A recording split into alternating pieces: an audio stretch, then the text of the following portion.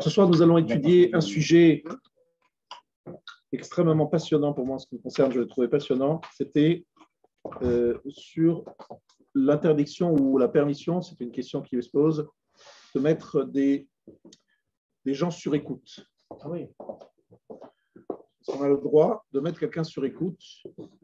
Et est-ce qu'il y a des situations où c'est autorisé et d'autres, ce serait peut-être interdit? On va voir qu'il peut y avoir des situations particulières où c'est nécessaire. Est-ce que, peut-être si on a le temps à la fin de voir si est-ce que la halakha prend en compte des enregistrements pour être la base d'un témoignage ou d'une preuve dans un cas de litige de différentes sortes. Bon, tout ça, c'est des questions que vous comprenez bien la portée. Alors, cette fois-ci, nous allons étudier d'une façon différente. Vous avez devant vous des photocopies, des sources dans l'Agmara, dans les Rishonim, dans le Poskim, sur ce que nous posons comme question aujourd'hui. Est-ce que j'ai le droit d'interdire à quelqu'un de me mettre sur écoute? Est-ce que la Torah interdit à quelqu'un de mettre des écoutes? Alors, vous avez comme première référence le début de Baba Batra. Baba Batra, troisième Masechet du Seder Nezikin, la page 1, vous avez les photocopies devant vous. Hashutafim, les associés. Exemple, ça commence Sheratsu la Sot Mechitza Bachatser. Donc, ils ont voulu créer une séparation dans la cour. Bonim et akotel be'emtsa makom shenagu livnot gvil gezit kfisin levenim bonim akol kemina gamdina. Il y a plusieurs types de mechitzot, plusieurs types de murs, de types de pierres. Eh bien, on suit le minhag amdina, l'usage en vigueur dans cette région. C'est ça qui va fixer nos obligations.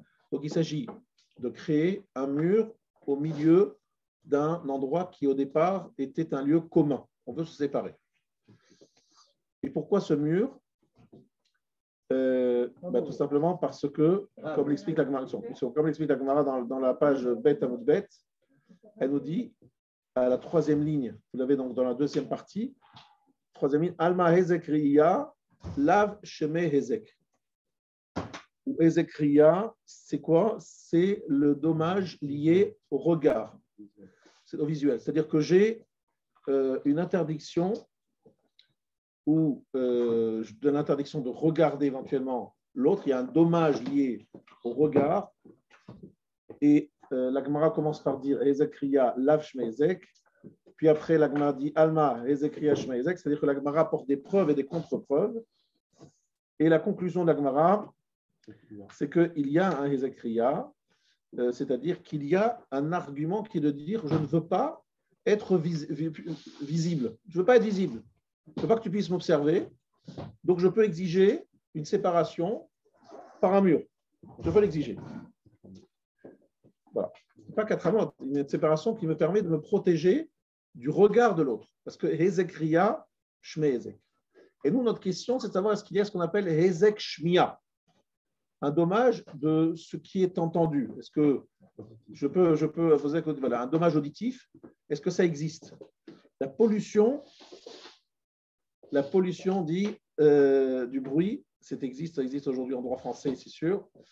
Mais est-ce que la Gemara en parle quelque part de Hezek Shemia? Est-ce que dans le chasse, vous vous rappelez que la Gemara ait évoqué ce sujet de Hezek Shemia, du dommage lié à une possibilité d'entendre, d'écouter? Est-ce que ça constitue un Hezek ou pas?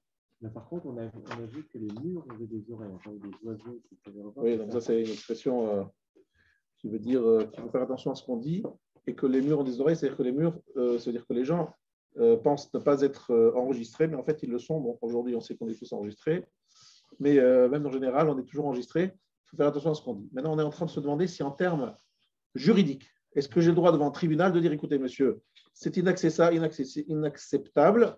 Ce monsieur, il se met dans une position où il peut entendre tout ce que je dis à ma femme. Donc, j'exige qu'il construise un mur contre, par exemple, isophonique, voilà, que me protège, qu'on me protège. J'ai besoin d'être protégé au niveau du... Est-ce que ça existe? Voilà, c'est ça la question et il faut répondre. Alors, lorsque la Gemara, je vous dis tout de suite, la Gemara n'en parle pas. Donc, ce qu'on va trouver, c'est dans les Rishonim. Et quel est le Rishon qui va en parler? C'est le Rishon Meiri. C'est un Français du sud de la France. Le Meiri, à la page 2. À la page 2, là, par exemple, c'est un Ezek Shmiya, là, par exemple. Ça dérange lorsqu'il y a des portables qui sonnent. Et donc, la page 2, on a le Meiri. Et là, le Meiri, vous prenez la page 2. C'est tout simplement au verso. Ça. Et vous avez le Meiri dans Baba Batra. Alors, je vous lis les quelques phrases. En tout cas, on voit exactement l'importance de la gravité de Ezek Shmiya. Je suis en train de faire ça, mais j'arrête pas. Oui, dans l'appareil. La même chose, c'est lorsqu'on rentre dans le Midrash de se débarrasser. ומכאן שאין לסמוך על המנהג במקום שעיקר העניין בטל, כל שנסתלק הזכריה הולכים אחר המנהג, ואף במחיצה קלה שבקלות, ואין חוששים להזק שמיעה כלל. Donc on ne craint absolument pas, vous avez la phrase qui est très soulignée, on ne craint pas hezek shmiya, c'est-à-dire le dommage lié à l'audition à l'ouïe du tout. Retenons le marche, shakol nichnas misham lekan elia mitoch dakut amechitza. Il y a donc du bruit qui va rentrer ici parce que la séparation est fine.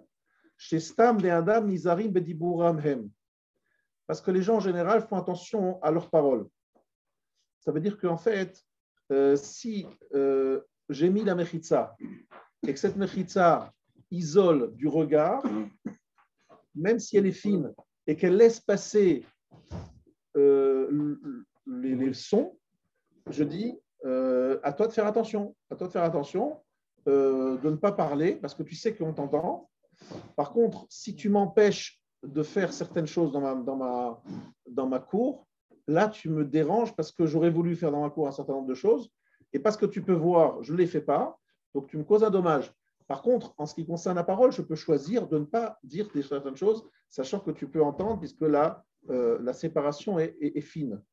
Voilà les... Mais dans l'autre sens, si le bruit me dérange, ça c'est l'autre qui m'entend. Voilà. Si c'est son bruit qui me dérange. Alors, son bruit me dérange, c'est dans les deux cas. Ça veut dire qu'à partir du moment où on a mis une mechitza, que le minhag amakom, l'usage de cet endroit, est de faire un type de cloison qui est une cloison fine, et que tout le monde le fait comme ça, tu ne peux pas imposer à ton voisin de faire quelque chose de plus épais, parce que tu dis que toi, tu parles très fort, ou que tu aimes bien frapper ta femme, et que tu veux que ça se fasse dans le silence, et que ces cris ne soient pas audibles au-dehors d'une certaine...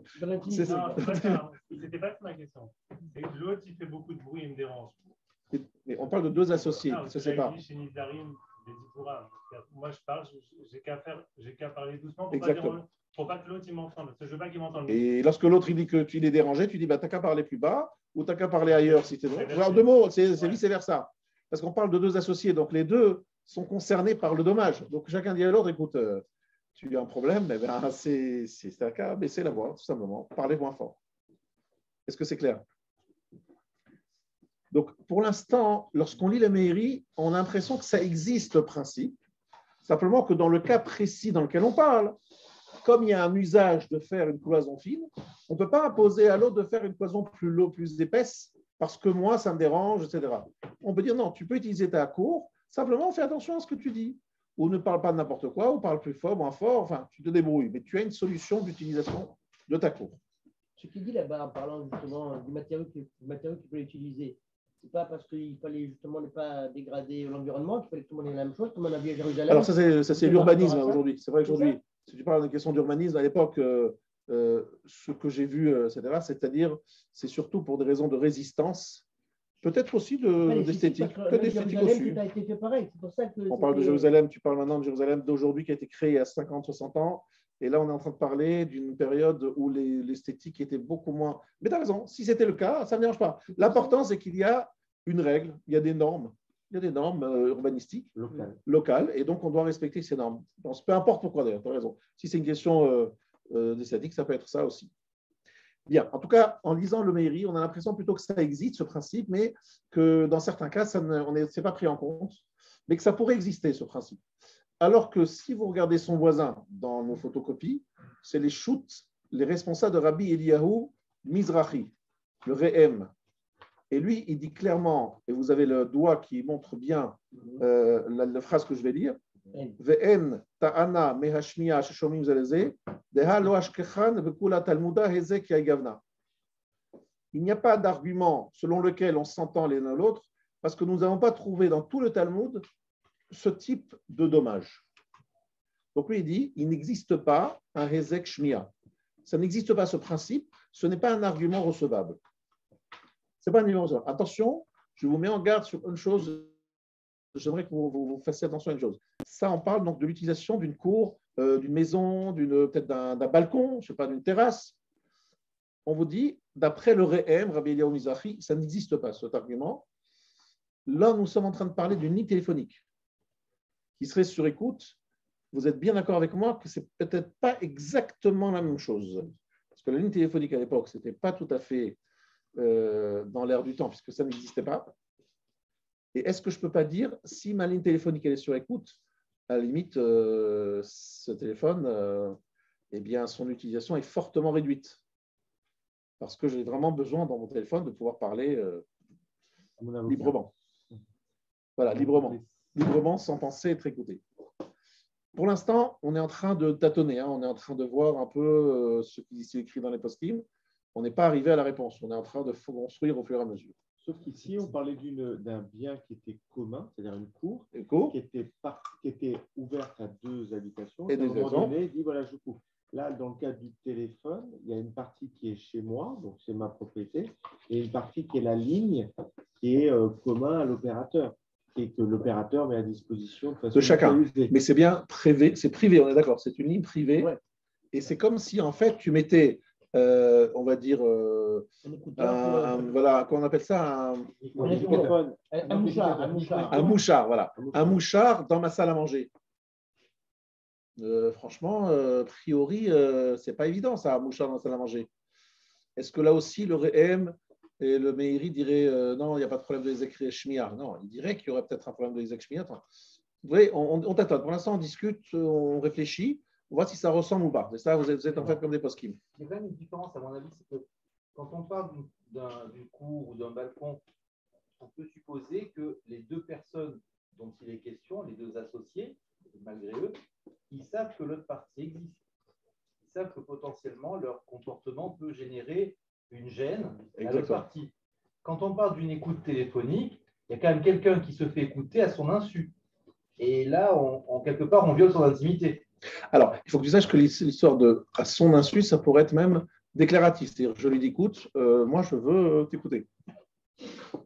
J'accepte. Et même dans ce cas-là, la question, même dans ce cas-là, la question elle se pose. Est-ce que j'ai le droit de dire, je prends l'initiative, et toi, tu ne peux pas m'interdire? Parce que ça aussi, c'est une question. Oui, pour surveiller un enfant. Par exemple, un enfant, voilà, moi, à tout moment, je peux écouter tes contacts. Oui, la question n'est pas que à son insu. C'est vrai que j'ai posé la question comme ça, mais je pose la question maintenant, si ce n'est pas à son insu, je lui dis, écoutez, j'ai envie de t'écouter. Voilà, ça m'intéresse de savoir ce que tu dis à ta belle-mère, à ta femme, à ton fils. À quel titre? À quel titre? La curiosité. Je suis très curieux.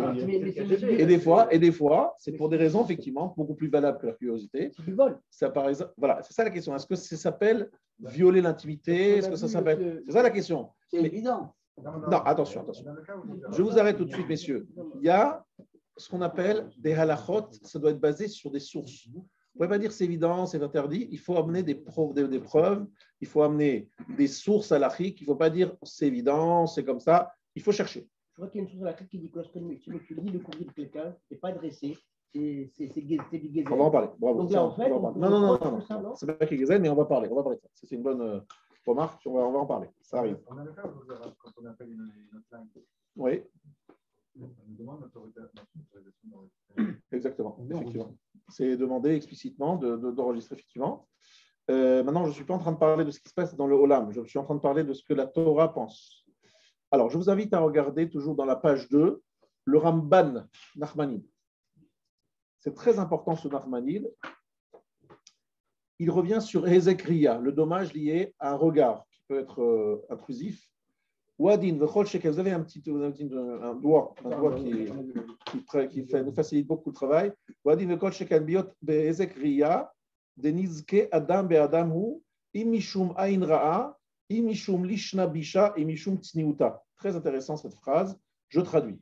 Lorsqu'il s'agit de regarder et d'observer quelqu'un, ce monsieur-là n'a pas envie d'être regardé. Il y a 3 problèmes halachiques. Ain ra'a, le mauvais œil. Lishna bisha, le lashon hara. Et tsniuta, la pudeur, la discrétion, l'intimité. Exactement. Ça, c'est les 3 arguments pour interdire le regard. Alors, revenons. C'est quoi la notion de ain ra? Le mauvais œil. Je vous invite à regarder, reprendre la Gemara. Donc, c'est toujours, vous reprenez la page 1 et vous allez découvrir une halakha peut-être que vous ne connaissez pas, qui nous dit, au milieu de la page, c'est au milieu de la page, non, c'est en bas, oui, du Bet Amud Bet, voilà, effectivement. Les Eglash Meizek, voilà, Vechem Begina, Gina Shani, Keder Rabbi Abba, Damar Rabbi Abba, Amar Avuna, Amarav, Assur, Le Adam, La'amod, Bessadeh Chavero, Besha Sheyomedet Bekamotea. Il est interdit à un homme de se tenir debout dans le champ de son prochain au moment où elle est sur pied. Et pourquoi, dit Rashi, Shelo Yazikenu Be'ainra, de peur qu'il cause un dommage par le Aïnara. Il a mis l'œil sur. On interdit à quelqu'un de venir dans le champ de son prochain lorsque le champ est prêt à être moissonné, donc toutes les épis sont là, et il voit ça, il se dit ouh là là là là là, qu'est-ce qu'il est chanceux, mon voisin. Il regarde ses épis bien mûrs, et il y en a beaucoup, il se dit il va se faire une grosse moisson. D'accord? Il va se faire du blé. Il va se faire du blé, exactement. Il va se faire du blé. Et donc, il le regarde avec un regard envieux. Il crée un dommage. Attention, c'est interdit parce que tu risques de créer un dommage. Ça va être plus fort que toi, tu vas voir un magasin. Donc, à sourd la mode, tu n'as pas le droit de venir parce que tu risques de lui causer un dommage par ton mauvais œil. Incroyable. Ça, c'est Aïnra. Donc, si j'ai Ezekria, je dis à monsieur, je ne veux pas que tu regardes ce que je fais parce que j'ai peur que tu as un mauvais œil, tu me jettes l'œil, et donc je veux me mettre en discrétion. C'est comme très fort, ça, parce que le peut faire tout ce qu'il veut. Ce n'est pas l'élément qui va en fait changer la nature de la récolte. Détrompe-toi, le libre arbitre de l'homme est très fort. Non, 2 secondes, il pose une question très simple. Il dit, si vraiment Akadosh Baruch Hu me causait un problème, pourquoi le Aïnara, quelle est la force du Aïnara, quel est le secret du Aïnara? Eh bien, je vous réponds. C'est quoi le secret du Aïnara? C'est parce que vous le savez, comme explique le Rav Dessler, lorsqu'il y a un mauvais œil, on sort les dossiers. C'est quoi sortir les dossiers? C'est qu'en fait, voilà, Akadosh Baruch Hu dit bon, qu'est-ce qu'il fait celui-là? C'est-à-dire qu'en fait, en regardant quelqu'un d'une façon insistante, eh bien, on sort ces dossiers, on regarde un petit peu ce qu'il a fait, ce qu'il n'a pas fait, on le juge et on peut des fois le juger mal, durement. On crée ce qu'on appelle le Midat Hadin. Le Midat Hadin se concentre sur lui. Alors, ça demanderait, je pense, un cours en soi pour expliquer pourquoi et comment, etc. Mais en fait, vivre heureux, vivre caché, quoi, quelque part. Quelque part, c'est pas faire très attention à ne pas s'exposer et exposer ce qu'on a devant les gens. Il vaut mieux rester très discret. Ouais. On prend des risques en s'exposant. Tout à fait. En tout cas, on dit même que c'est assourd. Donc, première raison pour laquelle Hezek ri Hashme Hezek, que un commun a causé des dommages par le regard, c'est un Hezek, c'est justement à cause du Aïnara. Aïnara. Deuxième raison, il a dit, qu'est-ce qu'il a dit le Ramban? Rappelez-moi, la deuxième raison, c'était la Lachonara. Et ça demande aussi une explication. C'est quoi le Lachonara? C'est pas la réchute de le porter. Non, 2 secondes. Tu es dans le champ, tu regardes ce qui se passe. C'est quoi le Lachonara? Tu n'as rien dit là. Alors, a priori, c'est ce que tu dis, c'est que si je vois, je risque d'avoir des choses à dire et après d'aller comporter. A priori, c'est comme tu dis. C'est-à-dire que c'est dangereux parce que je risque d'avoir des informations qui pourraient me servir pour sortir un mauvais nom ou dire des mauvaises choses sur ce monsieur. Que je suis en première ligne, je peux l'observer. C'est assez hard aussi, mais on va voir qu'il y a peut-être une autre explication. Et la troisième, c'est tsniuta, c'est-à-dire. Je peux me promener. L'intimité. Je vais être à l'aise, je vais être torse nu. Ma femme, il y a ma femme qui est là, qui peut sortir. Voilà. Non, On parle du khatser, on parle de khatser de d'un cours. Voilà, ma femme, Shadi, elle là, on parle. veut se lever au soleil. Non, pas du tout. On parle ici d'un cours, une cour que tu veux mettre à mur. Et pourquoi tu veux mettre un mur? Parce que comme il t'explique, il veut peut-être que sa femme veut se mettre de façon un peu plus détendue, toi aussi. Tu veux peut-être la prendre dans les bras et que ça ne se fait pas devant quelqu'un, etc. Bref, en 2 mots, tu veux faire des choses intimes et tu es gêné parce que tu veux cette intimité, que cette intimité t'est interdite. Donc il y a un problème de tziout. Ça s'entend? Donc ces arguments dans Ezek Re'ia sont-ils valables dans Ezek Shmia? Est-ce que les 3 raisons sont-ils valables lorsque je mets sur écoute quelque chose? Est-ce que lorsque j'entends quelque chose, ces raisons sont là? Alors Tzniut aussi, il peut vouloir parler de choses intimes. La Shonara aussi, je peux avoir des choses que je vais observer qui me parlent. Et 3e chose, on a dit Aïnara. Alors là, c'est pas vrai parce qu'Aïnara s'écrit Asur la Hamod, c'est l'interdiction de voir. Parce que tu vois les choses, tu es plus porté à convoiter. On ne va pas extrapoler ça, écouter. Écoutez, non, c'est déjà pas évident qu'on puisse l'exporter, peut-être, mais c'est moins évident. Tu ne peux pas le dire d'une façon certaine. Les 2 dernières, a priori, s'appliquent. Il faut que les 3 soient réunis. Alors, non, il dit simplement que Ezek Ria, c'est pour ces 3 raisons. Peut-être que l'une suffirait. Mais ce qui nous intéresse, c'est de savoir si Ezek Shmia comporte ces 3, ou en tout cas, d'après la plupart des poskim, les 2. 2 sur 3, au moins 2, peut-être plus, tu as raison, peut-être plus, mais en tout cas au moins 2. Oui, c'est chaud, très chaud. Alors, quand on dit qu'il faut se mettre des barrières dans la paracha de Shoftim, justement, peut-être aussi pour éviter les dégâts qu'on pourrait avoir en entendant, pas uniquement en voyant. Non, les barrières dont on parle dans Shoftim, c'est ce qu'on appelle le ma'aké. Ne me confondons pas, là-bas il s'agit d'un risque, d'un danger de mort ou de dommages corporels lorsque tu n'as pas protégé des parties de ta maison qui peuvent donner donc lieu à un accident. D'accord? Là, maintenant, nous allons étudier un passage du Shulchan Aruch Harav. Shulchan Aruch Harav, c'est le Baal HaTanya. Il a écrit un Shulchan Aruch et on va étudier ce qu'il dit sur ce sujet. C'est toujours la page 2, sur le côté gauche en bas. Asur la Hamod al Sadeh Chavero. Là, le Rav, il est en train de parler de Halakha. Asur la Hamod al Sadeh Chavero, le Histakel ba b'shay she'imode bekometea. On n'a pas le droit d'être debout sur le champ de son prochain et de la regarder au moment où elle est en épice, qu'elle est prête à être chez le Yaziken Abainara pour ne pas lui causer un dommage par le mauvais œil. Et il dit en parenthèse, c'est vrai aussi de regarder son prochain dans une situation où on pourrait lui faire le mauvais œil.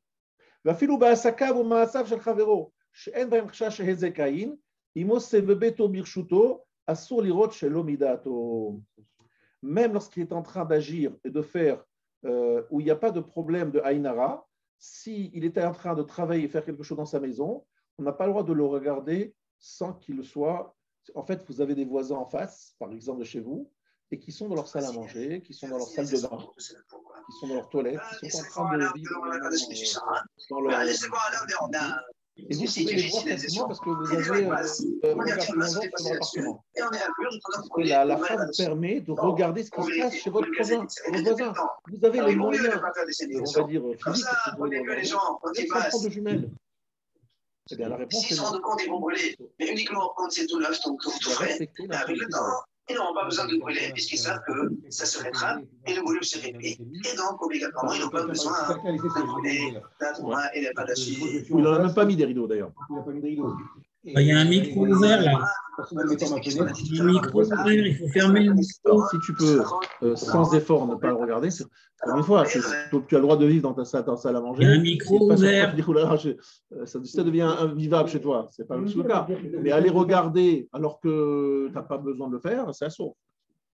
Le fait lui qui met pas de rideau et qui sache très bien que tout le monde peut le voir, Il n'est pas le droit non plus. c'est que quelque part ça dérange Il pas. y a protéger son intimité aussi. Ce que tu dis n'est pas bête du tout. Tu dis que s'il fait le choix de s'exhiber, alors qu'il sait parfaitement qu'il aura un moyen de se cacher et il ne l'utilise pas, c'est qu'il s'en fout. C'est comme s'il disait regardez-moi, je suis beau. C'est même pire que ça. Parce qu'en fait, c'est l'autre qui tienne. Tu ne mets pas d'obstacle devant la note. Non, il te dit que là, ce n'est pas un obstacle parce qu'il te dit que j'ai autorisé le regard parce que je n'ai pas pris les dispositions que j'aurais pu prendre pour me protéger du regard. Moi, je trouve que c'est un bel argument ce qu'il dit. Oui, mais ceci étant, c'est-à-dire que. Non, moi je pense que non, c'est un bon argument et je pense que des fois, effectivement, c'est un peu plus lointain. C'est-à-dire que les voisins, ils sont un peu plus loin. Tu as juste un œil perçant et lui, il ne sait pas qu'on peut le regarder parce qu'il est quand même assez loin.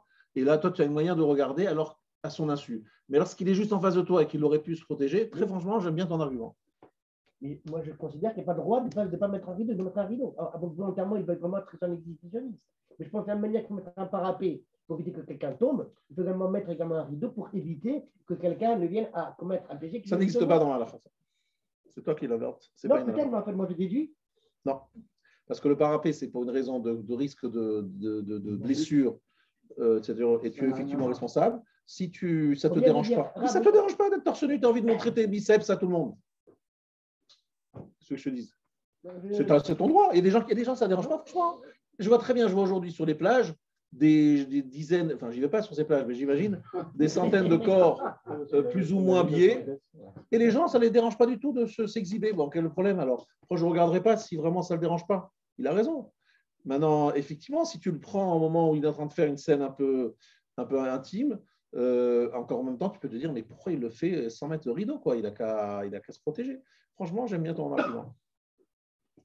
Moi, je voyais plutôt ça j'ai une situation où ça m'est arrivé où c'était vraiment assez loin, quoi. C'était vraiment le bonhomme, il pouvait se dire personne ne me voit parce que franchement, il était loin, mais j'avais un regard assez loin, donc je pouvais voir. Donc là, effectivement, j'avais le choix de le regarder, pas regarder. Là, je me suis dit, il ne s'est pas protégé parce qu'il ne pensait pas être. Il pensait vraiment être seul et que personne voilà.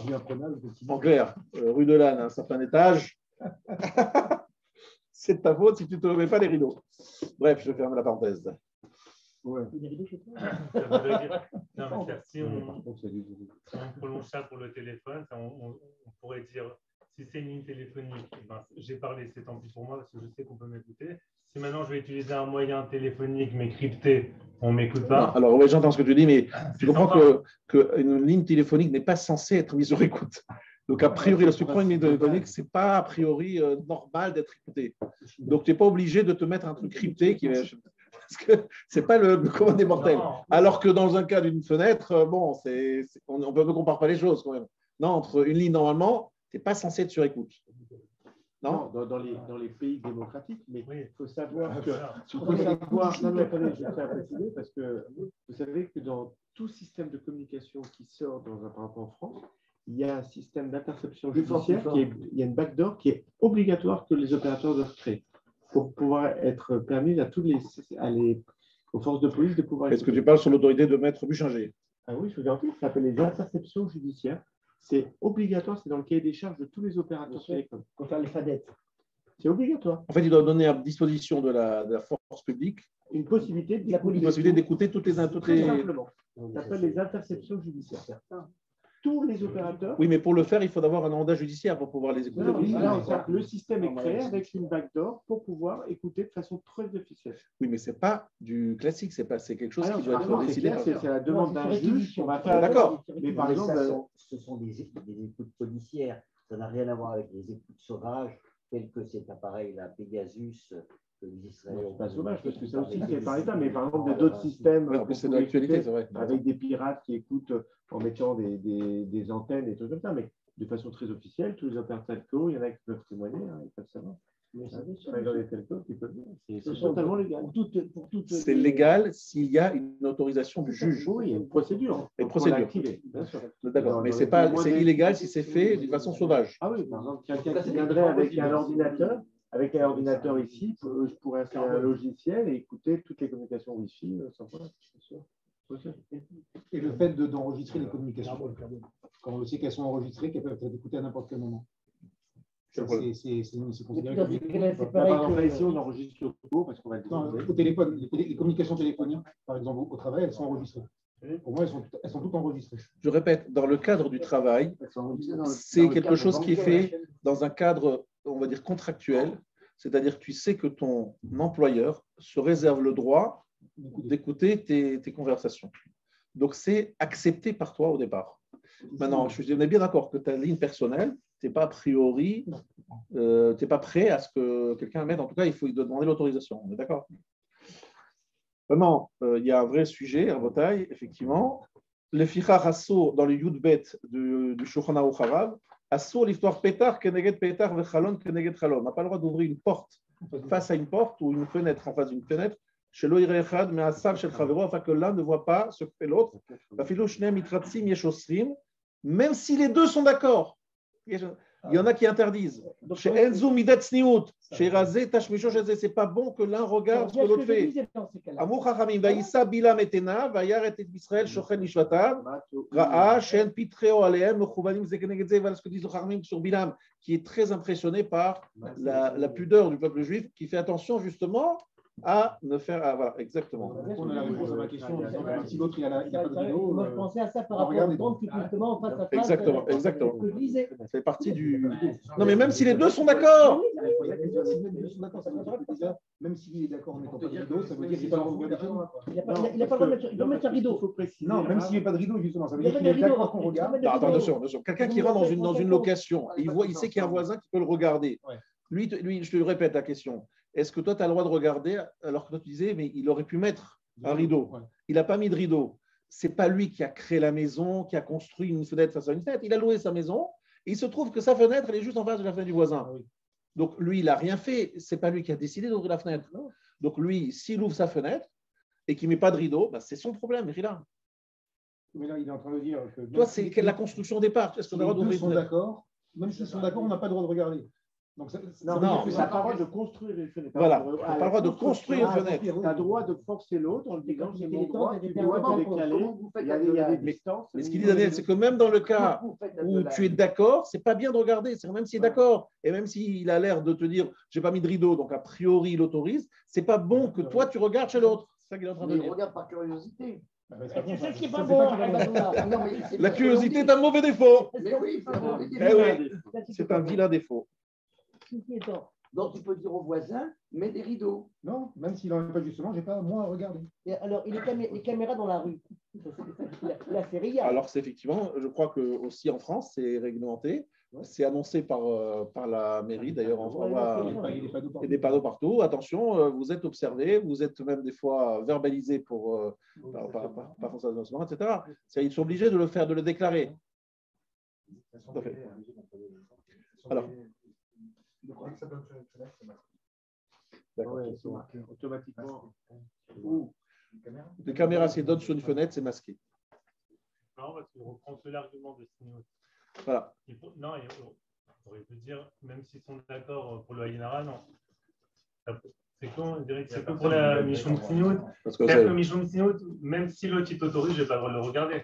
Même s'il m'autorise, Michon Sniout, c'est pas bien. Voilà. Il ne faut pas s'observer parce que tu dois respecter le. Chacun, c'est pas beau de regarder ce que l'autre fait. Bon, tout ça, je pense que ça s'entend. Maintenant, à Botaï, je vais vous dire un chidouche qui se trouve dans la page 3 et qui va dans un sens très intéressant, une chakira du Keilot Yaakov, du Stapler, pour savoir quel est le vrai problème de Hezek Riya. Il y a une chakira, c'est-à-dire une analyse talmudique, qui va donner deux options possibles pour analyser cette interdiction de Hezek Riya, ce cas-là. Il y a une approche que vous avez donc dans le signe, vous avez Keilot Yaakov, vous avez Keilot Yaakov, c'est le livre du Stapler, le Rav Israël Yaakov Kanievski, le père de Rav Kanievski, qui était un des Gdoléador. Alors, et vous avez encore une fois beaucoup de choses qui sont soulignées. Alors, prenez sur la rangée de droite, tout à fait à droite, la colonne de droite est tout en bas. Donc, tout en bas de Keilot Yaakov, de la moitié de la page.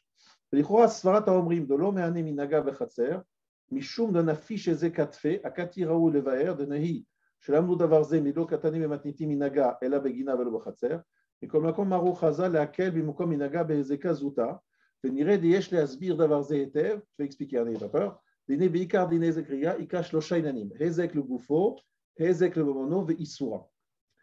Alors, ici, le Rav, ce qui va vraiment nous intéresser, c'est ce qui est écrit au niveau de la colonne du milieu, où il est écrit qu'il y a dans Hezek Riya trois problèmes, trois sujets. Hezek legufo, Hezek limemono, donc un dommage pour son corporel, un dommage financier, et Isura, une interdiction. On y va. Kol hametzitz bechatzer chavero besha sheoseh mine detzinuta mitbayesh beze arezet tzara de gufa. Si tu regardes quelqu'un lorsqu'il est en train de faire un acte un petit peu intime et qu'il a honte parce que tu le regardes, tu lui as fait un tsahar de goufa, c'est-à-dire tu lui as fait une souffrance, tu l'as blessé, c'est du voyeurisme. Tu l'as humilié. Voilà, c'est tsahara de goufa, il se sent humilié. Mais Zekoul al-Mamodi de Ezekriya Shmeizeka. Là, tout le monde est d'accord que c'est interdit. Maintenant, et la Dehaïman de Amar de Sover, Ezekriya lo Shmeizek Sover, de Chavero Yachol Isaïr Shelo Lasot Milieu de Tsiuta Bechatzero. Et celui qui dit que Ezekriya n'est pas Shmeizek, il pense que son prochain, il n'a qu'à faire attention de ne pas faire dans la cour Milé de Tsiou des choses qui nécessitent une certaine discrétion. Veraya leze, Daïcha Shekvar Ayakotel Venafal. Alors, c'est bien. S'il y avait un mur et que le mur est tombé, vous rappelez, cette raya, elle est magnifique, cette raya. S'il y avait un mur et le mur est tombé, est-ce que dans ce cas-là, il y a une discussion de savoir est-ce qu'il faut reconstruire le mur, est-ce que je peux imposer de reconstruire le mur? Aucune discussion. Pourquoi? Parce que du fait qu'il y avait un mur, je me suis habitué à faire dans la cour des choses que je fais dans l'intimité, parce que j'avais l'habitude d'avoir un mur, donc j'étais protégé. Donc à partir du moment, c'est un acquis, et j'ai le droit d'exiger qu'on reconstruise le mur, parce que si tu ne me reconstruis pas, tu vas gêner l'utilisation que j'ai dans cette cour. Je me suis habitué, et là tu vas gêner cette utilisation. Le problème, c'est lorsque ça n'a jamais été fait, et que tu l'as fait pour la première fois, là on peut réfléchir si on peut t'imposer ou pas en disant, écoute, tu t'es habitué à vivre dans la cour en étant observé par ton voisin, bah, tu continueras à faire la même chose, etc. Pourquoi tu m'imposes de mettre un mur? Si tu veux un mur, tu te le payes toi. Exactement. Si tu veux un mur, tu te le payes toi. Moi, je suis d'accord de me séparer de toi, mais attention, ce n'est pas moi qui paye les conséquences, les frais de ce choix. Moi, je suis très bien comme ça. C'est-à-dire que je suis dans une cour où je fais attention. Ça arrive tous les jours à Botaï, sur les balcons, dans les jardins. Si c'est visible par des voisins, bah, écoutez, ça fait partie, ça réduit effectivement le champ d'utilisation de ce genre d'endroit, mais à partir du moment où c'est accepté, il n'y a pas de problème. Qu'est-ce qu'on est en train de découvrir ici? Quelque chose de très intéressant. Le Hezekriya est-il un problème parce que tu regardes ou bien parce que tu réduis la valeur ou l'utilisation d'un bien? Il y a certains endroits qui te sont considérés comme privés. Le toit, on est en train ici de réfléchir si j'ai le droit d'argumenter devant un tribunal et de dire, écoutez, cet endroit-là, je veux l'utiliser à toute fin, même des choses intimes. Vous n'avez pas le droit de regarder, parce que si vous regardez, vous allez me réduire l'utilisation de mon bien. Donc, c'est un problème mammoni, un problème sur mon argent. Mon argent a moins de valeur, parce que c'est une utilisation réduite. Ou bien non, tu dis que les écrits, le problème n'est pas la réduction de l'utilisation d'un bien, mais c'est le fait même de regarder, qui est une forme d'intrusion et qui cause un dommage dans le sens où je me sens violé dans mon intimité. C'est le regard qui viole mon intimité. Ce n'est pas une question de savoir si mon bien il vaut moins ou pas. Et les deux options, il y a un Rav qui vit aujourd'hui en Israël, qui a écrit une tchouva, un responsable très intéressant, qui a pris en compte ces deux options pour trancher dans notre situation à nous, comme vous allez le voir dans quelques instants, dans la page qui va suivre. C'est un Rav qui vit encore aujourd'hui, qui est Rav à Tel Aviv. Il faut savoir que ces sujets-là sont des sujets qui remplissent vraiment les tribunaux de rabbiniques dans le monde entier et en Israël en particulier. Les problèmes entre voisins, c'est très fréquent, d'autant plus qu'en Israël, c'est un peu la mode de chaque fois, vous allez voir qu'il y a des extensions de maisons, des trucs, chacun se construit une maison, une chambre en plus, 2 chambres en plus. Et après, ils le revendent. Ils vendent une maison avec une superficie en disant possibilité d'extension après. Voilà. Ouais, des fois, ils te vendent l'extension alors qu'ils n'ont aucun droit dessus. Alors, messieurs. Ils ne vont pas au Beddin, cela. Pardon? Ce qu'ils font ça sont des escrocs, ils ne vont pas au Beddin, généralement. Ils sont fils, ils ne vont pas au Beddin. Ce qu'ils font au Beddin, c'est qu'ils veulent volontairement. Alors, ça. Non, mais ils vont pas. Ils vont peut-être aller par la justice civile. Digression, mais c'est pas le sujet. Voilà. Alors, je vous invite à prendre à la page 4, parce que cette page 4 va vraiment ouvrir le débat et arriver vraiment nous amener vers une solution au problème. Il y a un livre qui s'appelle Even Pina, la page 4, vous voyez, d'un Rav, donc je vous ai dit oui, c'est la pierre angulaire, qui est donc la pierre. Et cette pierre, ce livre, pardon, il est écrit par un contemporain, un Rav de Tel Aviv. Et ce Rav, il dit la chose suivante, il dit que cette discussion de savoir qu'est-ce que c'est Hezek Ria, va avoir une conséquence dans notre sujet qui est celui de savoir est-ce qu'il y a Hezek Shmiya. Est-ce qu'on peut argumenter? Et regardez bien. Il nous dit la chose suivante. Vous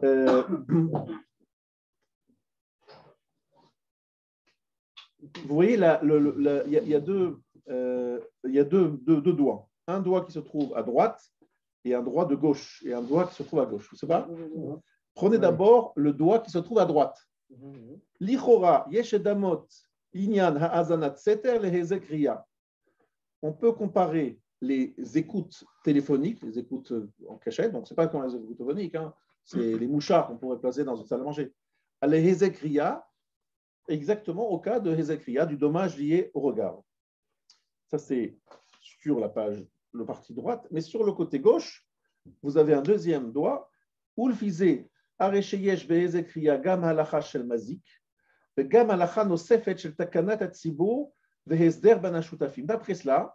il y a dans les Ecclésias déjà un problème de mazik, je cause un dommage, je viens, j'abîme, je casse.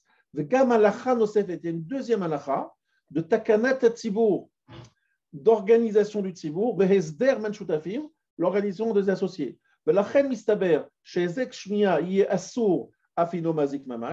Donc, il est logique de penser qu'un hezek shmiya, un dommage lié à l'écoute, sera interdit. Af imeno mazik mamash, même s'il ne cause pas vraiment un dommage, il gêne l'association entre les hommes, c'est pour ça qu'on oblige de s'éloigner. Si on considère que hezek ria, ce n'est pas seulement le fait de regarder, et en regardant, je me sens moi gêné, violé dans mon intimité. Ça, c'est dans Hezek Ria. Hezek Shmiya, on n'a pas vu que le fait d'écouter violerait mon intimité, ce n'est pas écrit dans le chasse. Mais si on dit que le fait qu'il y ait un dommage par le regard réduit l'utilisation de ma cour, et que c'est à ce titre, parce que il faut s'organiser entre voisins, il faut s'organiser entre associés, il faut que je puisse utiliser les choses tranquillement, sans limite. Eh bien, je serai limité dans mon utilisation de mon appareil, de ma maison, si tu écoutes ce que je fais dans ma maison, au même titre que je suis gêné par ton regard. Je suis gêné par ton regard et je suis gêné par ton oreille, par ton écoute. Donc, je suis réduit dans l'utilisation de mon bien. Et là, je peux venir et dire, attention, ce n'est pas possible. On n'a pas le droit de réduire mon utilisation de mon bien en écoutant ce que je fais et ce que je dis. Ça fait partie de ma propriété. Vous avez compris? C'est-à-dire que ce sont deux approches. Il y a une approche qui dit que la raison pour laquelle c'est assourd, parce que tu es mazik, tu viens, tu abîmes, tu casses. En regardant, tu violes. En regardant, tu agresses. C'est une agression, un regard. Lorsque c'est pas, tu m'agresses. Est-ce que l'écoute, c'est une agression au même titre qu'un regard? On n'a pas trouvé ça dans la Torah. C'est pas écrit. Mais par contre, ce qui est sûr et logique tout à fait de dire, c'est que si dans les Écrits, c'est révélé que le regard, parce qu'il existe, réduit l'utilisation d'un bien, et qu'à ce titre, parce que j'ai réduit l'utilisation d'un bien, je suis responsable, parce que j'ai réduit l'utilisation du bien, eh bien, écouter, pouvoir, si ça réduit l'utilisation du bien, c'est kiff-kiff, c'est la même chose. Au niveau de l'agression, le regard est plus intrusif que l'écoute.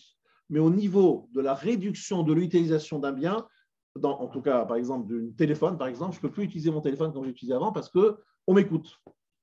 Je ne peux plus utiliser ma salle à manger comme je disais avant parce qu'on m'écoute, n'est-ce pas? Eh bien, ça, c'est une réduction qui est la même par rapport à l'arrière. Je suis limité. Je trouve qu'il y a comme une allusion dans la Torah, justement, à une écoute interdite. Lorsqu'en fait Sarah était derrière et qu'elle écoutait lorsqu'on a dit à Yitzhak, à Abraham qui allait. Ce n'était pas une écoute interdite puisqu'elle a écouté l'annonce de la naissance de son fils. Certes, mais elle n'a pas été dit à elle. Elle l'a appris de manière fortuite. Mais ça a été dit pour le dire à elle, ça a été dit pour le transmettre à elle. C'est qu'en fait, ça a été dit à Abraham pour qu'il le transmette à Sarah. Et donc, il n'y a pas de problème dans le fait de l'avoir écouté. Elle n'a pas transgressé quoi que ce soit puisque c'était à son égard. C'est une annonce où elle était également. C'est une Torah. C'est destiné à la truc. C'est destiné également. C'était une façon plutôt indirecte. Pour l'époque où il n'y avait pas de téléphone, ça tendrait à écouter derrière une porte. Exactement. Est-ce que vous pouvez exiger de quelqu'un de mettre une deuxième couche c'est-à-dire un coup schizophonique autour de sa porte parce qu'il est dérangé par l'utilisation, on va dire, dans l'utilisation de sa maison. Alors ça, c'était une première approche, mais il y a une approche que je trouvais passionnante, deux autres approches que vous trouvez dans la même page et qui sont d'autres arguments pour interdire l'écoute téléphonique. La première, se trouve dans le Rav Eliezer Shankolski, donc Shankolovski ou Kalowski, qui se trouve dans la même page 4 en bas, où il dit il y a un problème de Ve'afta l'ereacha kamocha. Tu aimeras ton prochain comme toi-même. Je pense que tout le monde sait la traduction. Et où c'est alors, qu'est-ce que ça veut dire Ve'afta l'ereacha kamocha? Traduction non pas littérale, mais celle proposée par la Gemara. Ne fais pas à l'autre ce que tu voudrais pas qu'on te fasse. Or, là, je pense que si on vous interroge en vous demandant est-ce que vous êtes intéressé ou vous êtes d'accord qu'on écoute, a priori, je pense que vous allez me dire que non. Et si vous dites que non, a priori, si vous n'avez pas le droit de le faire à l'autre. Donc, c'est un problème de Ve'afta l'ereacha kamocha. Tout simplement, une interdiction de Ve'afta l'ereacha kamocha. Donc, ça, c'est une chose facile. La deuxième chose qui est très fine et très belle, c'est rechilut. C'est colportage. Le colportage, et qui est ici la révélation d'un secret. Est-ce que j'ai le droit? Et là, c'est très intéressant, le Mahari Chagiz. Je vous invite à regarder à la page 4, en bas, à gauche, Shoot à la Chotanot, le Mahari Chagiz, Tshuva belavachinire, chez Issour, le Vakesh ou le Chapes Mistorav shel Chavero. Une interdiction d'aller chercher les mystères et les choses cachées de son prochain. Mali lotel rachi lacherim oleatzmo. Une phrase extraordinaire, extraordinaire. Quelle différence y a-t-il entre lotel rachil, c'est donc ici, c'est-à-dire sur le côté gauche, pas dans les écrits qui sont trop fins, très très fins, ceux qui sont au-dessus.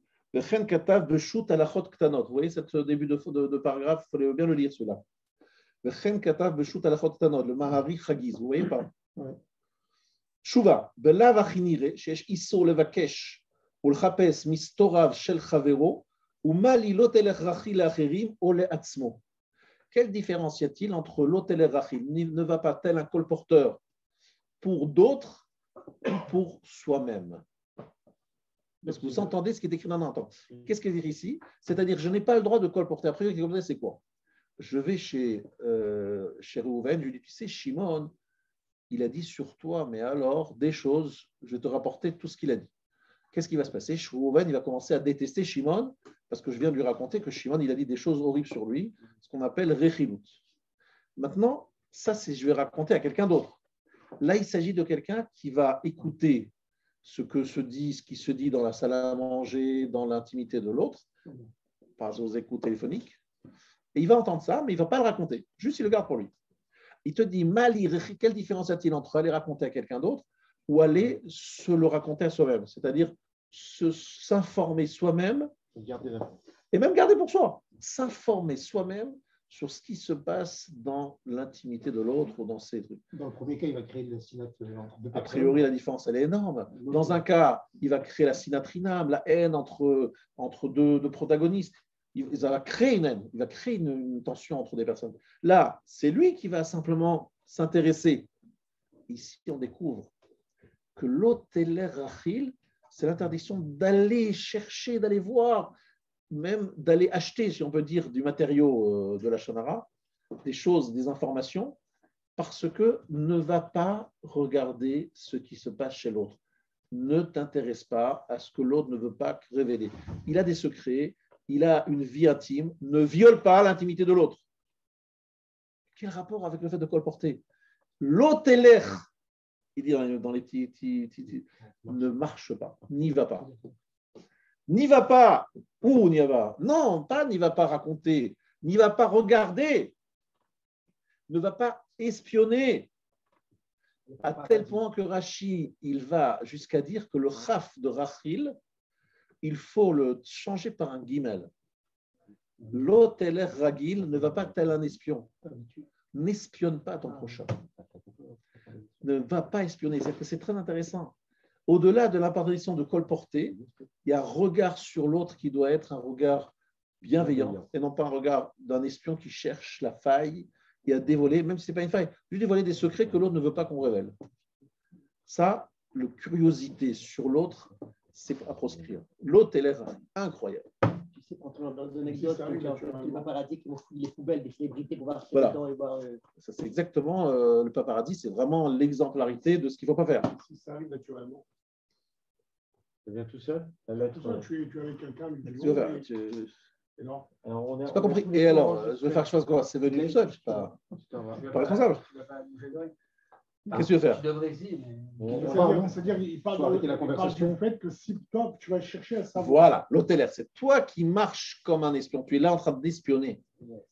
L'hôtelaire, c'est ne pas marcher. C'est d'aller vers. Tu es actif. Tu es actif. L'hôtelaire, Achille. Et ça, c'est très intéressant. Ça veut dire que l'interdiction de colporter, ce n'est pas parce que seulement tu crées une tension entre des gens. C'est que toi, tu t'abîmes toi-même en allant espionner l'autre.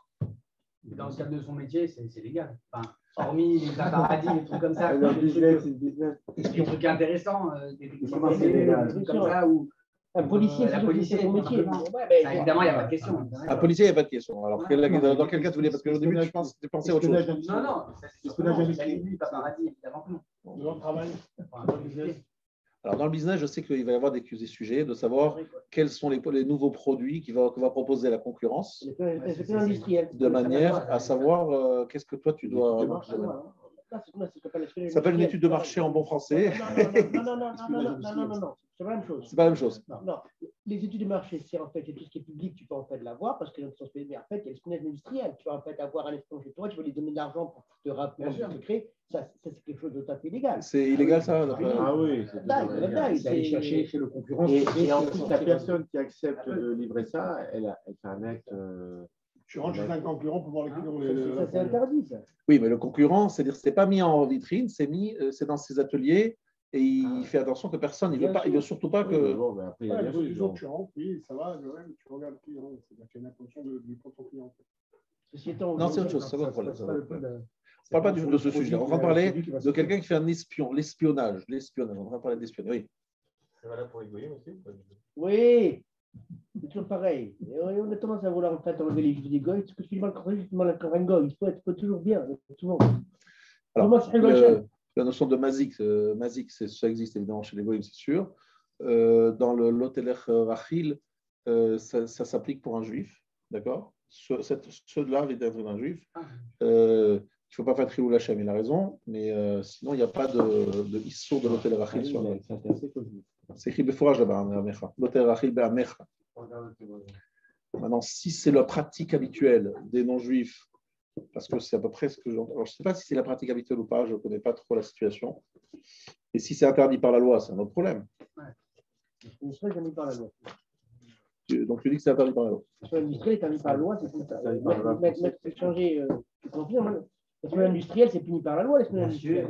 Non, heureusement d'ailleurs. Ben oui, la contrefaçon, c'est comme la contrefaçon. Non, c'est le droit de propriété. Non, c'est pas le droit de la propriété. C'est la même chose.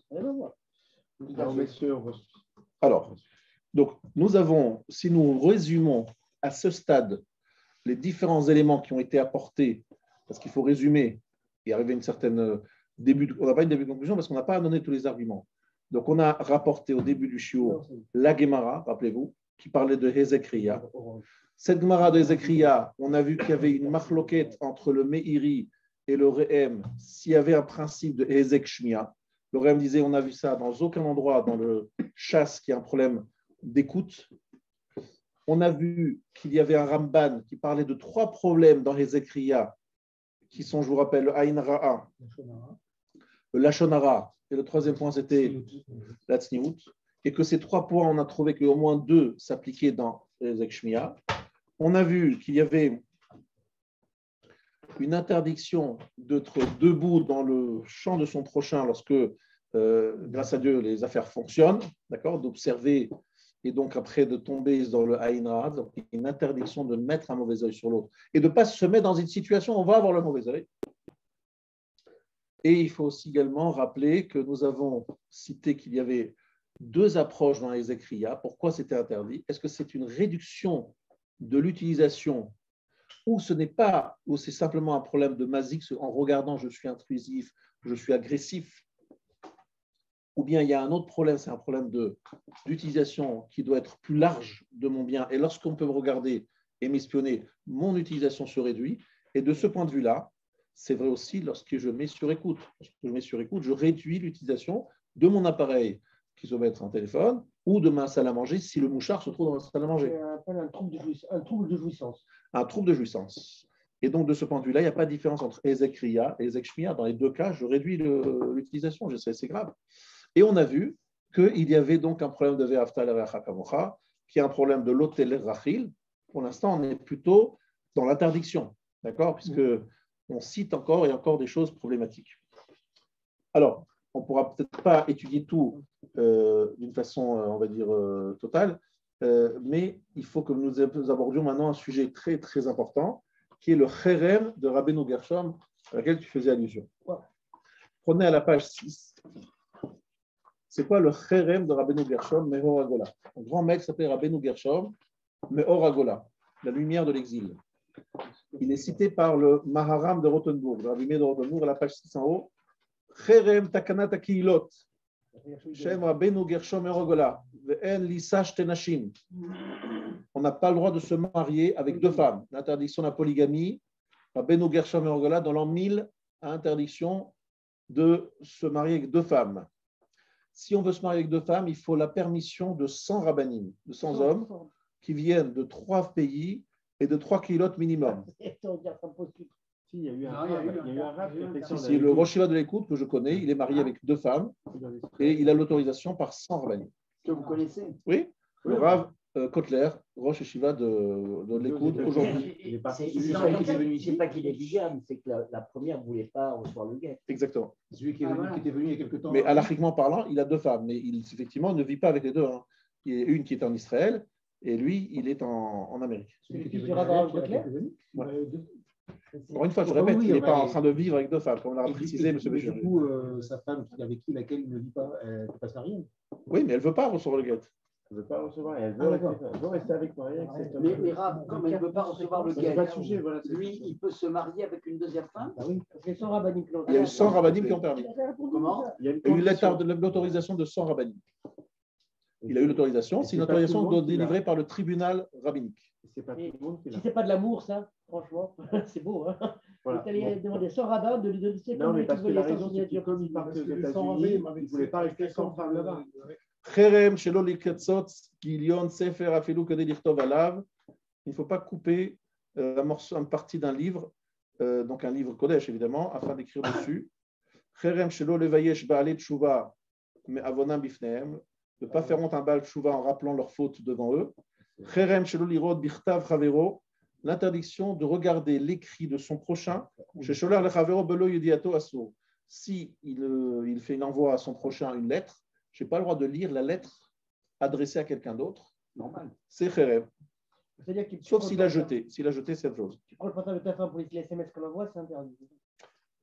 Oui, tu as raison, mais je pense que même une femme, ce n'est pas parce que c'est ta femme, tu as le droit de lire ses SMS, et elle d'ailleurs lit la tienne. C'est des courriers qui sont adressés à l'un ou l'autre, mais qui sont de la pub, comme ça on peut les lire. Si les factures, tu lui laisses les factures. Les factures, tu les lui. C'est évident. Et les chèques, tu les encaisses. Et les pubs, tu les jettes avant qu'elle les voie, parce que sinon, ça crée des dépenses. Ça vole bas. Hein. Attention, Cherem de Rabbeinu Gershom, c'est un problème ici. Est-ce qu'il est autorisé d'écouter donc, sur des écoutes téléphoniques? C'est un problème de Cherem de Rabbeinu Gershom. Parce qu'en fait, quelle différence est-il entre lire ce qu'a écrit l'autre et ce qu'il est en train de dire au téléphone? Alors, c'est vrai qu'il n'a pas fait le Cherem là-dessus, puisque l'époque, les écoutes téléphoniques, ce n'est pas évident. Mais il aurait pu dire interdiction d'écouter aux portes. C'est ce qu'a dit Maître Bouchinger. Mais il n'a pas dit ça, Rabbeinu Gershom. Il a interdit l'écrit. C'est précis. Il a dit j'interdis de lire des lettres. Dans l'écrit, il n'a pas interdit d'écouter aux portes. Quand j'écris quelque chose, il est privé, il est caché, personne n'y a accès.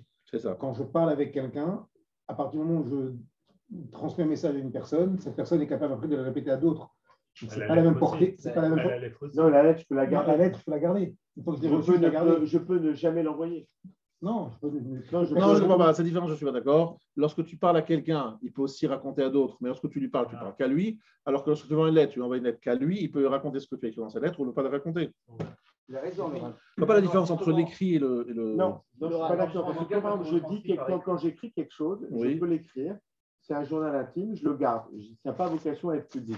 J'envoie une lettre à quelqu'un, on parle d'envoyer une lettre à quelqu'un qui parle d'un journal intime. Il te parle d'une lettre. Michael, il te parle d'une lettre qu'on en expédie.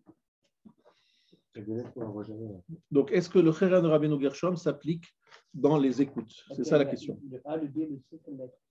Alors, vous savez très bien que le Khéran de Rabbeinu Gershom, il n'est pas sûr qu'il n'ait toujours lieu aujourd'hui. Vous allez apprendre une nouvelle extraordinaire. Vous pouvez vous marier avec 2 femmes parce que ce n'est valable que tout le 5e millénaire. Si tu habites au Maroc, tu as le droit, hein, pas de problème. Non, elle a une limite. Il a une limite. Le Khéran de Rabbeinu Gershom, je vous montrer. Je cherche juste l'endroit où c'est écrit parce que vous allez me dire, mais voilà, ce qui nous sort là, le rabbin. Le Khéran de Rabbeinu Gershom. Alors, עד סוף האלף החמישי, ושמכאן ואילך אינו אלא מנהג שנהגו להחמיר. Jusqu'à la fin du 5e millénaire. Le 5e millénaire, nous sommes aujourd'hui dans quel millénaire aujourd'hui? 6e. Un 6e, on est d'accord. Donc lui, ce qu'il a interdit, c'est jusqu'à la fin du 5e millénaire. Donc c'est fini depuis longtemps, son khéren. Mais il y a un minhag qu'on est mahmir de continuer à suivre ces... J'ai l'impression que tu peux même relever par Malchoutodina. C'est interdit, donc c'est très ça dépend, c'est interdit. Si c'est interdit, mais si tu vas au Maroc, c'est permis. Va te toi au Maroc et marie-toi avec sa femme. Le Takanon de Rabbi Gershom, ça ne s'appliquait pas au Maroc, même à l'époque où il était valable. À l'époque où il disait, le Rabbeinu Gershom, il a interdit, peu importe où il habitait un peu un moment dans l'Empire ottoman. Donc, c'est sûr que ça c'est sûr qu'ils avaient plusieurs femmes, ils en avaient des milliers, les femmes, chacun. Donc, ce n'est pas le problème.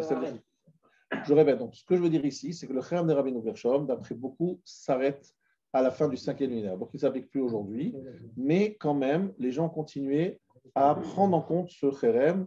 Donc, peut-être ce n'est pas Minatora, c'est que Mitad Minag, c'est l'usage, mais semble-t-il que les gens continuaient à suivre ce Khéran de Rabbeinu Gershom, même si c'est pas une Torah. Alors, il y en a qui disent que c'est même un Issur Torah, de transgresser ce Khéran. Là, évidemment, il faudrait qu'on longuement explique pourquoi c'est un Issur Torah, mais ici, dans l'encyclopédia, tu vois, dans la page 6, tu as Encyclopédia Talmudite, l'encyclopédie talmudite, qui parle de ça et qui dit effectivement que d'après certains, que c'est comme celui qui transgresse Khéran de Rabbeinu Gershom, dit non, qui est sur Torah. Ah ouais. Pourquoi? Parce que ça ressemble à une choua. C'est comme s'il avait prêté serment à tout le monde. Fais le serment que tu respecteras cette règle. C'est vrai que le Rabbeinu Gershom, il était lui-même victime d'un gros problème parce qu'il s'est marié avec une 2e femme. Si vous avez lu les écrits d'un certain Lehmann, qui était un bel écrivain allemand et qui a écrit l'histoire de Rabbeinu Gershom Ben Ragola, en racontant qu'en fait, il a sa femme, donc il n'avait pas d'enfant avec sa femme, une femme très valeureuse et très tzadika, et il s'est donc marié avec une 2e femme, et cette femme, elle lui a fait la vie dure, et elle a failli l'amener à la potence. Pas la potence pour être très précis. Non, je sais, c'est parce qu'il a souffert énormément avec cette 2e femme, et il a même été enfermé dans une tour, dans un donjon, et il devait mourir de faim dans ce donjon. C'est une mort horrible. Mais sa femme, la vraie femme, la femme valeureuse qu'il avait, la tzadika, qu'est-ce qu'elle a fait? Elle s'est mise en bas du donjon, mais c'était un très très long donjon, elle ne pouvait pas y rentrer. Alors, qu'est-ce qu'il a fait? Il y a une idée géniale. Il lui a dit, il lui parlait du haut du donjon, elle était en bas, et il lui a expliqué quoi faire. Un truc génial. Il dit, tu vas prendre un verre et tu vas mettre attacher un petit fil tout fin au verre, au bout du verre, vous avez compris, un verre de terre. Donc lui, il va monter, pourquoi? Parce que tu vas mettre un asticot, enfin pas un asticot, le verre, ce qu'il mange, il mange des petites choses, je ne sais pas quoi, tu mets quelque chose devant le verre, donc il avance pour manger cette chose-là, mais cette chose-là, elle avance avec lui. Donc lui, il va monter jusqu'en haut du donjon en tirant un filin très fin. Une fois que le filin est arrivé chez le Rav, il a mis une corde plus épaisse. puis après une corde plus épaisse, jusqu'à ce qu'il puisse faire monter une corde très haute, très épaisse, très large, avec laquelle il a pu d'abord se restaurer, lui envoyer à manger, puis après il a pu descendre et s'enfuir. Et le roi qui l'avait condamné à mort n'a pas compris comment cet homme est arrivé à s'échapper. Et en fait, le Rabbi Gershom Mergola lui a donné un secret, c'est comment reconstituer le trône de Shlomo HaMelech. Parce qu'il voulait absolument avoir un trône comme Shlomo HaMelech. Et il y a quelqu'un qui a accusé ce Rabbi Gershom Mergola d'avoir pris une partie de l'or qui devait être utilisé pour construire le trône à des fins personnelles. Et donc, ils ont voulu peser le trône pour savoir si effectivement il y avait de l'or qui avait disparu. Différence entre l'or qui a été apporté et l'or qui sert à la confection du trône. Et ils ne savaient pas comment peser le trône qui est extrêmement lourd. Et lui, Rabbi Gershom, il avait l'ingéniosité aussi de savoir comment peser ce trône, mais il ne voulait pas le dire à personne. Finalement, il l'a dit à cette femme qui n'était pas sympathique, la deuxième femme, qu'il a révélé. Ils ont fait le poids, ils ont vu qu'effectivement il manquait de l'or, mais l'or, ce n'était pas lui qui l'avait volé, c'est quelqu'un d'autre. Bref, il s'est fait accuser d'avoir volé l'or destiné au trône. Donc c'est une longue histoire magnifique. Je vous invite à lire les écrits du Rav Lehman, qui écrit des histoires magnifiques. Alors, une question en ligne, je reviens au Rechem que vous avez. Est-ce que les séparats sont-ils astreints au Rechem? Alors lui, dans le dans l'encyclopédie talmudique, qui dit que de certains qui disent que ça engage toutes les kéhilotes de tout Israël, d'autres disent que ça n'engage que les kéhilotes ashkénazes et pas les autres. Mais aujourd'hui, effectivement, il y a des grands personnages comme le Baba Saleh qui avait 2 femmes, même plus. Donc on ne peut pas dire que c'est strictement interdit, parce que des grands chachamim se sont mariés avec plusieurs femmes. Et je crois qu'au Maroc, ce n'est pas le seul, je crois qu'il y avait fait. Voilà. Il avait 2 épouses. Bon, ceux qui veulent avoir plusieurs femmes, je leur déconseille pour d'autres raisons. Ils veulent me voir hors antenne, si vous voulez bien. Si vous voulez bien. Nous en parlerons hors antenne. Pas des choses enregistrées, pas laisser de traces. Pas laisser de traces. Alors, messieurs, le temps passe et nous devons avoir des réponses. Voilà. Par exemple, de savoir, vous avez compris le problème qui se passe aujourd'hui. C'est que vous voulez savoir si vos enfants sont en train d'écrire ou de converser avec des gens que vous ne voulez pas qu'ils connaissent. Est-il permis à des parents ou à des professeurs, des éducateurs de traquer des jeunes en espionnant leur ordinateur et leur téléphone? Alors, messieurs. Vous avez compris? Le Shem Chinour pour l'éducation. C'est sûr. Non, moi je pense que oui. Si tu peux vraiment, attends, tu es en train de te manger dans le fait, les gens sont capables de pouvoir. C'est ça. Oui. Jusqu'au mariage, peut-être. C'est tentant. On a le droit de dire à son fils, sans transgresser l'interdit de la Shonara, de lui dire qu'on n'aime pas qu'il traîne avec tel ou tel. Non, mais ça c'est sûr. Oui, non, mais de dire à un enfant ne va pas traîner avec tel ou tel enfant, c'est sûr que c'est autorisé, même autorisé, il est même recommandé. D'accord. Mais tu ne sais pas si. Mais ça, c'est pas traqué. Si, c'est un peu. Non. On est en train maintenant de demander quelque chose de précis. Ne parlons pas de tout. On va parler de quelque chose de précis. Est-ce que j'ai le droit de mettre un mouchard sur le téléphone de mon fils, sur son ordinateur, pour essayer de traquer, voir s'il a des regards. Puis-je me permettre, il y a 2 choses qui existent dans le type de mouchard. Vous avez ce qu'on appelle le message, le contenu message, et deuxièmement, ce qu'on appelle les métadonnées, c'est-à-dire les informations qui vous permettent de faire de l'ingénierie. C'est-à-dire, je m'explique. Par exemple, vous savez, aujourd'hui, il y a certains messages, je ne sais pas le contenu, mais je sais à qui parle à qui. D'accord. Ça, ce qu'on appelle les métadonnées. Je peux savoir de personne. C'est pas la question qu'a posée Laurent. Le contrôle parental, typiquement, ça vous donne le temps. C'est une application de temps d'écran qui vous dit tu as passé tant de temps dans chaque chose, tu as fait tant de WhatsApp, je peux savoir avec qui, mais je ne sais pas ça quoi. qu'il a posé Laurent. Non, parce que c'est 2 types d'écoute. Je répète, Rabbi Michael, j'ai maintenant des adolescents qui sont en train de peut-être mal tourner. J'ai des doutes. Je voudrais mettre un mouchard pour savoir à qui il parle, de quelle heure à quelle heure, et quels sont les sites, quel site il va visiter. C'est une information, mais ce n'est pas l'information la plus aboutie qu'on peut avoir. Je me demande, voilà, réponds-moi à cette question. C'est une forme d'intrusion, c'est pas l'intrusion la plus. C'est pas une intrusion. C'est pas pareil en termes de sécurité. En clair, Ve'aftaler et Achakamocha, il n'y a pas de problème de Ve'aftaler et Achakamocha puisque je fais ça pour un but éducatif et pour le bien de mes enfants. Il n'y a pas de l'hôtel Rachil parce que je fais ça pour le bien des enfants. Et le problème, c'est de savoir ce qu'il y a Hezek Ria. Est-ce qu'il y a un problème de Hezek, de dommage, Khamazik? Pour eux, évidemment. Tu leur demandais, je veux dire, les enfants vont se sentir agressés, c'est sûr. Tu es en train de me fliquer. Exactement. On se sent agressé dans notre intimité, on a envie de vivre notre vie. Et toi, papa, tu regardes ce qu'on fait, qui on voit, etc. Mais je le fais pour eux. Et maman, je veux vivre tranquille, je veux vivre. Je suis un adulte, laisse-moi vivre. Mais c'est quand même mon rôle de parent d'avoir un droit de regard sur ce qui est différent. Non. Jusqu'à 17 ans, en fait. C'est pas pire que de rentrer dans la chambre. Façon de parler. Mais tu ne rentres pas dans la chambre comme ça, tu frappes à la porte.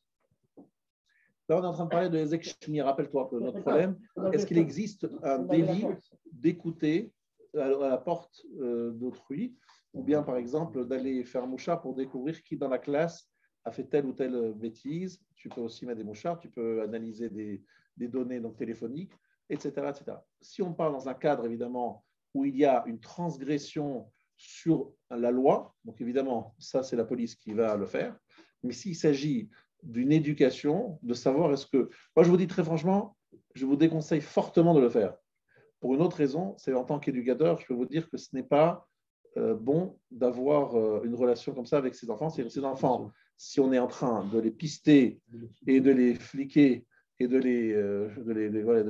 c'est très dangereux parce qu'ils risquent de se sentir agressés et de se sentir particulièrement touché, humilié, et donc d'envoyer balader tout le monde.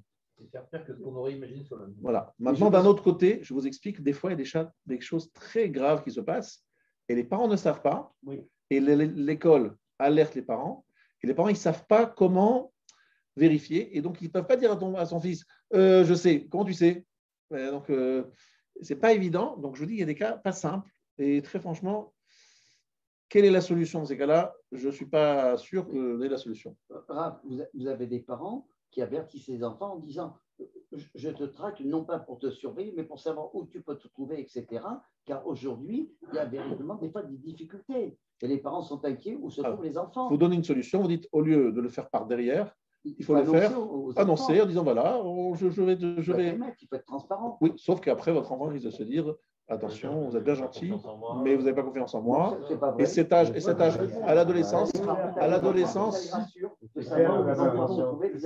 alors des adolescents comme ça, qu'est-ce qu'il accepte par exemple, en plus, ils peuvent craquer les codes. Non, mais si par exemple, l'enfant il fréquente quelqu'un de pas bien.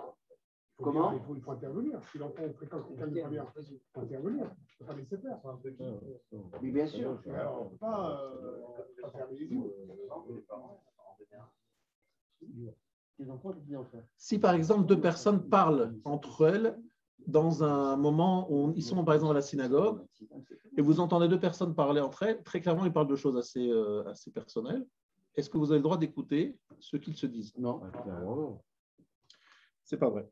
Comment c'est pas vrai? Ils avaient qu'à s'isoler. Exactement. Pourquoi vous parlez devant tout le monde? Vous êtes dans la synagogue. La personne à côté peut entendre. Mettez-vous en discrétion. Ah non, lui il est assis. Il est assis. Et derrière toi, il y a deux personnes qui commencent à parler d'une chose un peu peut-être personnelle. Et toi, tu l'entends. C'est son problème qu'il aille parler ailleurs. Qui se passe dans le métro tous les jours. Dans le métro aussi, n'importe où, c'est un endroit public. C'est la même histoire que le rideau de tout à l'heure. Comment? Alors, que les gens étaient avertis. C'est sûr. Alors, avant que vous parliez, je voudrais quand même arriver à une conclusion, parce que si je n'arrive pas à la conclusion, ça va être très embêtant. Alors, je n'ai pas eu le temps de parler de savoir si les juges ont le droit de prendre en compte un témoignage qui est basé sur l'enregistrement, que ce soit un enregistrement visuel, donc vidéo, ou un enregistrement audio. Est-ce qu'on a le non, on est en train de demander si la halakha les considère ou pas. Ça, on n'a pas eu le temps d'en parler. Ça sera peut-être le sujet d'une autre fois.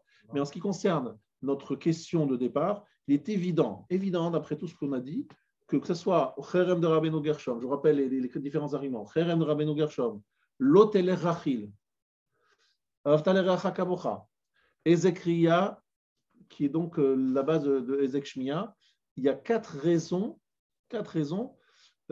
Tzniuta de Ramban, ça fait 5. Tzniuta.